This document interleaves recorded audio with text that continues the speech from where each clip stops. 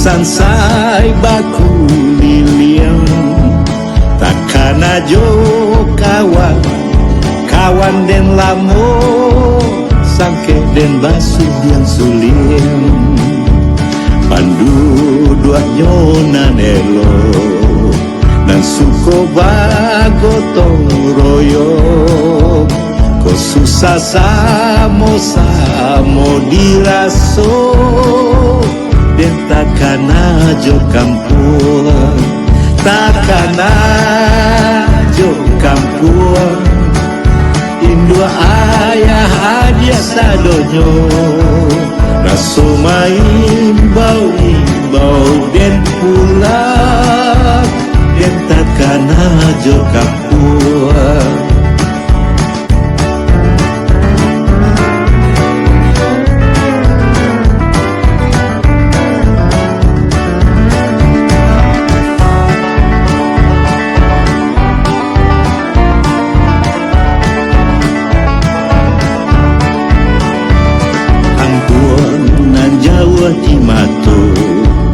Gunung sansai baku liliang takkan ajo kawan kawan den lamo sangke den basu yang suliang pandu dua nyona nelo dan suko bagotong royo ko susah samo diraso dan takkan ajo kampung takkan ajo kampung Indo ayah adia sadonyo raso main bau den pulang dan takkan ajo kampung dan takkan ajo kampung dan takkan ajo kampung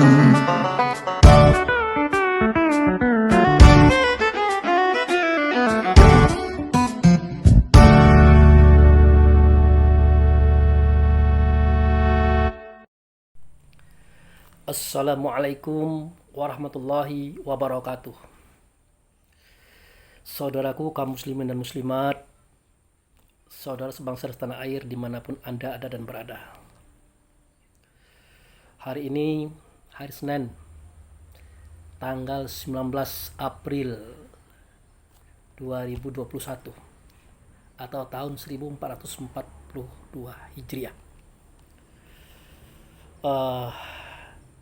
Berdasarkan permohonan dan permintaan daripada beberapa teman, mereka minta lagi untuk saya menguraikan pengertian as-saum atau puasa itu secara lebih terperinci lagi. Walaupun fisiknya belum begitu fit, saya akan coba untuk menyampaikannya juga.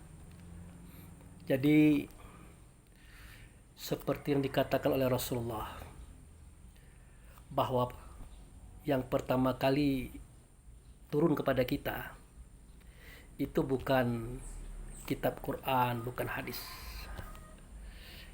Yang pertama kali turun kepada kita itu adalah akal, seperti yang tertulis dalam surat Al-Imran yang bunyinya min qablu hudal linnasi wa anzalal furqan. Sebelum kami turunkan petunjuk bagi manusia, baik itu petunjuk dalam bentuk Al-Quran, hadis, ataupun petunjuk gaib daripada Allah, terlebih dahulu Allah menurunkan kepada kita Furqan. Furqan itu artinya sesuatu yang bisa membedakan yang baik dan yang buruk, yang salah dan yang benar, yang patut dan tidak patut. Itu Furqan. Mana dianya Furqan? Furqan itulah yang disebut dengan akal. Jadi akal ini juga sebenarnya adalah nama lain daripada ruh. Jadi ruh ini sewaktu dia dipancarkan daripada Muhammad, maka namanya adalah nur. Seketika dia bersyahadah, di alam syahadah yang kisahnya tertulis dalam surat Al-A'raf 172. Maka waktu itu dia bernama Mukmin. Seketika dia ditiupkan ke dalam tubuh, namanya ruh. Seketika dia terpari di hati kita, dia bernama Al-Insan. Nah, dalam kehidupannya, insan ini sering mengalami persoalan-persoalan. Apakah itu persoalan yang enak ataupun yang tidak enak, persoalan yang baik ataupun itu yang tidak baik. Nah, seketika dia menampung persoalan, nah, waktu itu dia bernama akal. Seketika dia mencari solusi untuk menyelesaikan persoalannya, waktu itu dia bernama fikir. Seketika dia menimbang manfaat mudarat, baik buruknya, manfaat yang lainnya, waktu itu dia bernama hayal.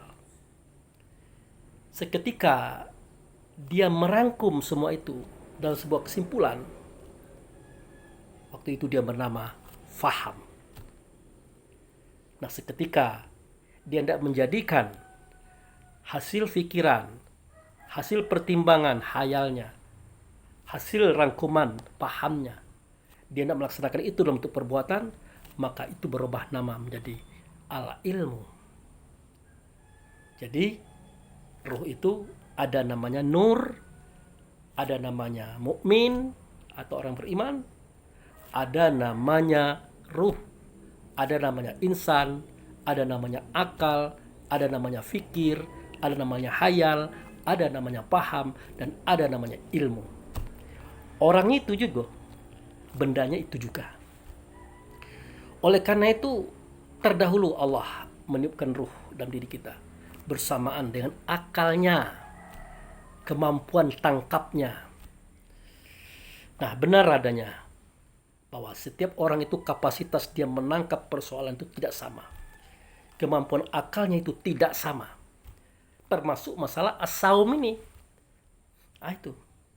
Jadi seketika dibacakan, ya ayyuhallazina amanu kutiba alaikumusiyam kama kutiba alal ladzina min qablikum la'alakum tattaqun. Nah, dijawab, diterjemahkan. Apa terjemahannya? Hei orang-orang yang beriman. Nah, itu. Telah datang kepada kamu suatu kewajiban untuk kamu melaksanakan puasa atau as-saum. Sebagaimana dulunya as-saum ini, puasa ini telah ditugaskan, telah diwajibkan oleh Allah kepada mereka. Jika kamu sukses, mudah-mudahan kamu akan menjadi orang yang bertakwa. Itu janji Allah. Nah, sekarang timbul pertanyaan. As-saum, asyam, as-saum, itu kita artikan puasa. Dan puasa itu sendiri kita artikan menahan lapar dan haus, tidak melaksanakan seksualitas di siang hari, sejak terbit fajar sampai tenggelamnya matahari atau terdengarnya suara azan. Itu sering kita artikan sebagai puasa.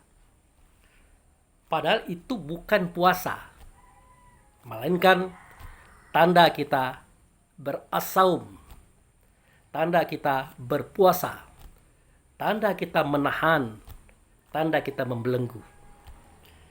Nah, jadi perintah kepada ruh, ya ayyuhallazina amanu, hai orang yang beriman, ini tidak berbicara laki-laki perempuan, tidak berbicara suku manapun, tidak berbicara agama apapun. Allah berbicara kepada ruh itu. Nah, itu. Hai orang yang beriman, hai ruh, telah datang kepada kamu suatu kewajiban untuk kamu melaksanakan as-saum, menahan, membelenggu. Nah, apa yang dibelenggu? Apa yang ditahan? Itu. Nah, semestinya kita tahu. Kenapa sedemikian? Jika kita tidak tahu, tidak mungkin Allah memerintahkan itu. Ternyata masih banyak kita yang belum tahu atau lupa. Masih banyak. Buktinya, seketika kita pagi bersaur, kemudian tatkala sorenya kita berbuka, di antara terbit fajar tadi sampai bunyi beduk, kita tidak ragu menggunjing orang. Kita tidak ragu menggibah orang. Kita tidak ragu marah-marahan. Kita tidak ragu menipu. Kita tidak ragu iri dengki. Kita tidak ragu membenci orang. Itu buktinya kalau kita mengartikan puasa itu adalah menahan lapar dan haus di siang hari. Itu buktinya. Jadi yang kita jaga itu hanya tidak makan, tidak minum, tidak seksualitas di siang hari. Hanya itu yang kita jaga. Tetapi lain daripada itu lepas. Padahal kata as-sawm di sini artinya menahan, membelenggu. Apa yang dibelenggu? Yang dibelenggu itu adalah syaitan. Dari mana kita tahu syaitan? Itu dari Rasulullah. Seketika Rasulullah bersabda, "Idza jaa Ramadan wa futihat abwabul jannah wa ghuliqat abwabun nar wa sufidatis sayatin." Nah, jika datang bulan Ramadan, dibukakan pintu sorga, ditutup pintu neraka, dibelenggu setan. Kita artikanlah surga di sini, surga nanti, neraka nanti, setan yang berkeliaran, semua itu Allah yang melakukan. Kita artikan seperti itu. Padahal kalau di Indonesiakan bahasa-bahasa itu tadi, digunakan akal kita untuk memikirkannya, persoalannya lain. Contoh, surga. Surga itu bahasa kita. Kalau bahasa Allah dalam Al-Quran, namanya Jannatun Na'imah. Jannah itu kebun, Na'imah itu kenikmatan atau rasa.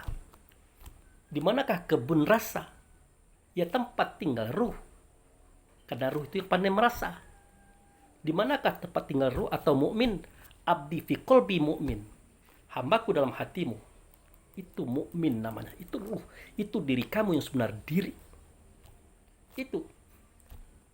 Nah, jika datang bulan Ramadan, hatimu itu akan gembira ria. Senang dia, tenang dia, bahagia dia. Padahal dia bakal kelaparan besok, kehausan besok, kecapean besok. Tapi dia bahagia. Itu dibukakan pintu surga. Kemudian ditutup pintu neraka. Kita artikan neraka nanti. Kalau neraka nanti, tidak ada urusannya dengan kita menahan lapar dan haus hari ini. Nah, neraka di situ bahasa kita. Kalau bahasa Allah dalam Al-Quran, neraka itu an-naru, artinya api. Jadi kalau kita hidupkan mencis, nampak. Apa itu yang nampak? Yang warnanya ungu, merah, kuning. Itu sinar, bukan api. Yang api itu adalah yang panas. Yang panas itu api. Maka jika datang bulan Ramadan, maka semua yang panas-panas itu ditutup. Ditutup rapat. Siapa yang menutupnya? Ya kitalah yang menutupnya. Panas hati kita hindarkan. Panas pemikiran kita hindarkan. Panas perbuatan kita hindarkan. Makanya kata Nabi, hindarkan banyak bicara. Karena banyak bicara itu banyak salah. Hindarkan perdebatan.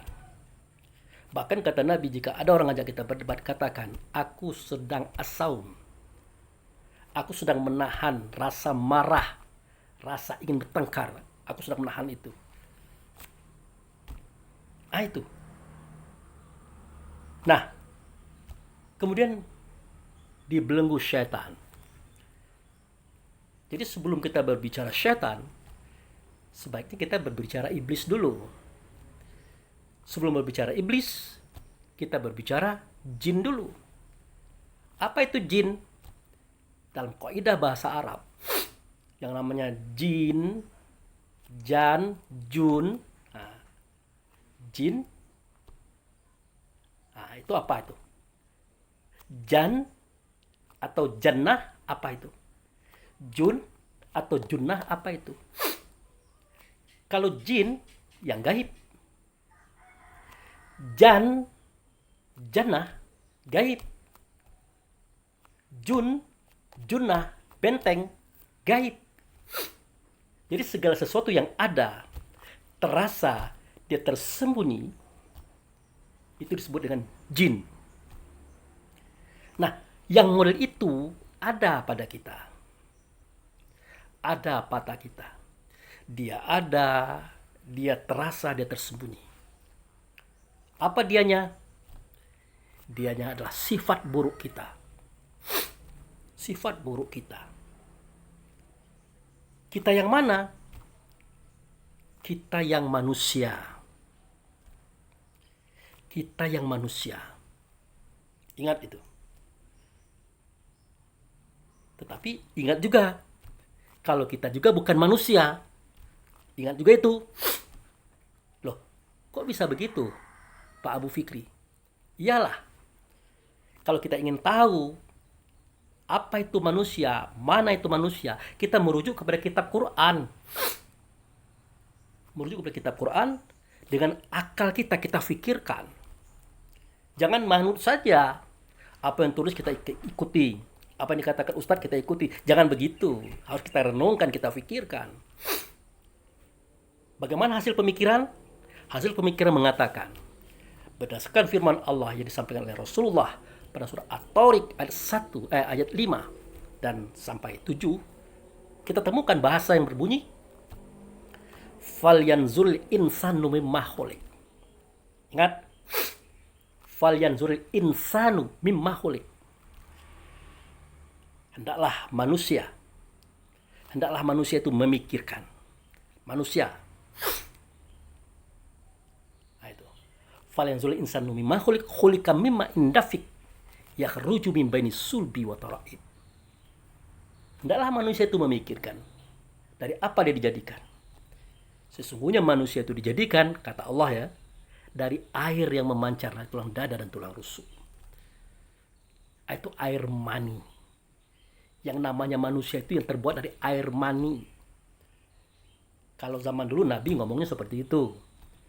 Kalau zaman sekarang ya tidak bisa. Pasti para mahasiswa kedokteran mengambil air mani itu, ada apa di dalamnya. Ternyata di dalam air mani itu terdapat jutaan ekor makhluk. Kepalanya seperti telur ayam, badannya panjang, ekornya ekor cambuk. Itu namanya spermatozoa. Spermatozoa. Dalam bahasa kitanya hewan sperma. Kalau Nabi mengatakannya adalah hayawan manatik, binatang yang pandai berbicara. Dia menyatakan itu adalah manusia. Artinya manusia itu adalah binatang yang pandai berbicara, bukan kita. Harus paham itu. Jadi kita yang mana? Ya kan sering kita dengar dalam acara-acara takziah. Innalillahi wa inna ilaihi raji'un. Kami datang daripada Allah, akan kembali kepada Allah. Itu. Siapa kami yang datang? Siapa? Itu ruh. Ditiupkan ke dalam dada kita. Habis tugas dia dikembalikan. Ruh itu yang kita. Kalau manusia bukan kita. Itu. Manusia itu bagian daripada kita, itu benar. Nah, yang jadi pertanyaan adalah, kalau memang manusia itu terbuat daripada air mani, ternyata dia adalah spermatozoa atau hewan sperma atau hayawan manatik menurut Rasulullah. Siapakah yang hidup di dalam hewan kecil tadi? Dia sudah hidup, sudah bernapas, sudah berjalan, sudah berlari, berkembang dalam telur perempuan atau ovum di ovarium, dalam kandungan, Siapakah yang hidup dalam tubuh mungil itu? Seketika sperma itu dia menghantam telur perempuan dalam ovarium, bukan spermanya itu yang masuk, tidak. Seketika dia merobek kulit telur perempuan dalam ovarium, maka ekornya putus, badannya putus, dia pun membuka kepalanya. Dari kepala itu keluar satu titik namanya nuktoh, yang disebut dengan alakah. Jangankan alakah tadi, spermanya itu saja, spermatozoa itu, tidak bisa kita lihat dengan mata telanjang, tidak bisa. Apalagi nuktoh atau alakah tadi. Nah, dalam tubuh mungil yang kecil inilah lengkap di situ, ada otak, tulang, urat, paru-paru, jantung, semuanya lengkap di situ. Nah, setelah dia masuk, dia menyatu dengan telur perempuan di dalam ovarium, dalam kandungan, dia membelah 2, membelah 4, membelah 8, membelah 16, membelah 32. Sebagai cikal bakal pembentukan tubuh dan fisik ini. Nanti dia akan menjadi 33 setelah dimasukkan ruh ke dalamnya. Ini sejarah kenapa kita subhanallah walhamdulillah wala ilaha illallah wallahu akbar. Itu 33 kali setiap setelah sholat. Ada sejarahnya, itu sedekah untuk benda-benda itu tadi. Itu. Jadi yang hidup di dalam tubuh mungil itu tadilah yang disebut an-nasu atau insan. Nah, nama insan ini nanti dinamakan kepada ruh karena ruh sudah bergabung dengan dia. Itu. Nah, dari mana an-nasu ini, ya, an-nasu ini atau jiwa ini atau insan ini dijadikan? Ternyata dia dijadikan dari 4 anasir. 4 anasir. Anasir angin. Anasir angin. Ditanya oleh sahabat kepada Rasulullah, "Ya Rasulullah, mengapa timbul hawa?" Kata Nabi, "Karena anasir angin telah memenuhi segala rongga pada kita." Itu. Maka timbul hawa. Nama anasir angin itu adalah roh rehan. Sifatnya pantang kelintasan. Tidak mau lihat orang kaya. Tidak bisa melihat orang pintar sedikit. Tidak bisa melihat orang berhasil. Hatinya itu kacau. Pegalau. Timbul irinya. Timbul dengkinya. Timbul bencinya. Timbul keinginannya bagaimana orang itu hancur. Pantang kelintasan. Ada pada setiap kita sifat itu, saudara. Tuh. Yang kedua, sahabat bertanya lagi. "Ya Rasulullah, mengapa timbul nafsu?" Dijawab oleh Nabi, karena anasir air telah menjadi urat benak tulang pada kita. Maka timbullah nafsu. Anasir air itu bukan air, rohnya air, namanya roh rahmani. Sifatnya pantang kerendahan. Maunya apa? Besar sendiri, pintar sendiri, hebat sendiri. Ini sumber kesombongan. Ada pada semua kita. Yang ketiga, ditanya oleh sahabat, "Ya Rasulullah, mengapa timbul dunia?" Dijawab oleh Nabi, karena anasir tanah telah menjadi daging, kulit, bulu atau roma pada kita. Maka timbullah dunia. Nah, anasir tanah itu namanya roh jasmani. Maka timbullah dunia. Sifatnya apa? Rakus, pantang, kekurangan. Sudah ada, sudah cukup, masih juga mau ngambil punya orang. Ya nggak usah jauh-jauh, kita contohkan waktu kita masih kecil dulu. Ayah kita atau ibu kita berikan duku 2 kilo. "Ini nak, bagikan sama adik-adik." Kita bagi. Pasti kita bagi. Tapi yang banyak siapa? Tukang bagi. Itu pun juga adiknya meleng dikit diambilnya. Disimpannya. Nah itu. Itu tabiat semua kita. Rakus, pantang, kekurangan. Nah, maka timbullah dunia. Jadi cerita dunia ini bukan langit dan bumi, dunia besar ini. Terus terang saudara yang saya hormati, langit dan bumi beserta isinya, sorga neraka itu tidak akan ada kalau tidak ada kita. Tidak akan ada. Tidak akan dijadikan, diciptakan oleh Allah kalau kita tidak ada. Kenapa sedemikian?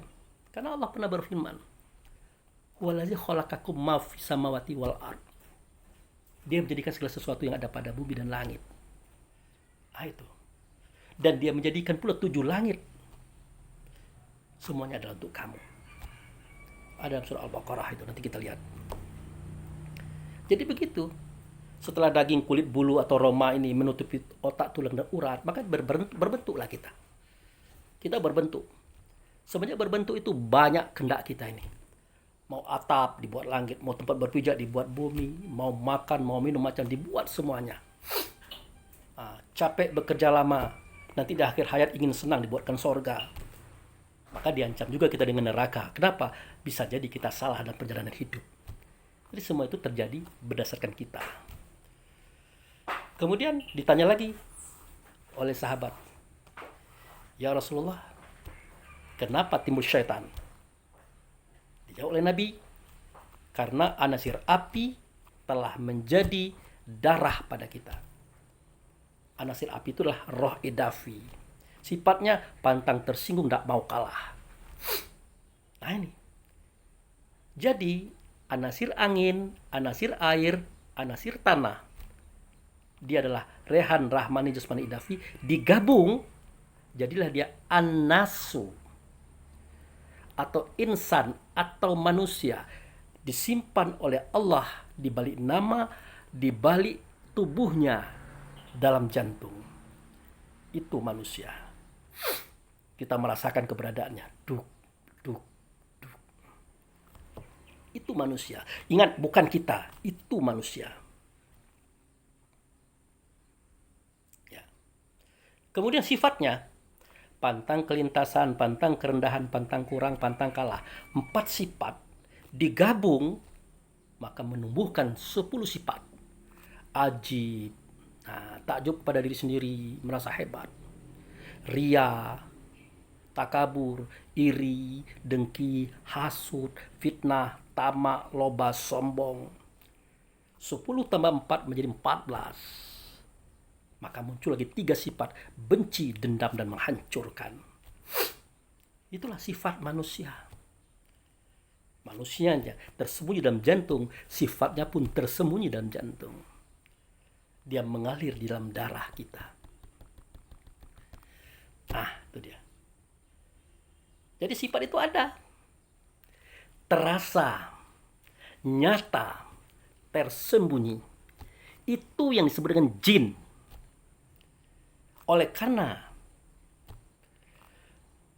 dia itu menyertai kita kemana kita pergi, maka dia bernama dengan jin korin.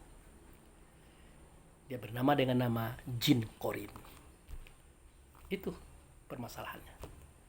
Maka benarlah yang ada dalam kitab Quran surah An-Nas yang menjelaskan, yang bunyinya, "Qul a'udzu birabbin nas, malikin nas, ilahin nas." Katakanlah, aku berlindung kepada Tuhan manusia, Raja manusia, sembahan manusia. Dari apa? Dari apa? Aku berlindung. Aku yang berlindung itu, ingat, itu ruh. Itu diri kita sebenarnya diri. Kita berlindung dengan Allah, dengan Raja manusia, dengan sembahan manusia. Kita yang berlindung. Ruh itu yang berlindung. Dari apa?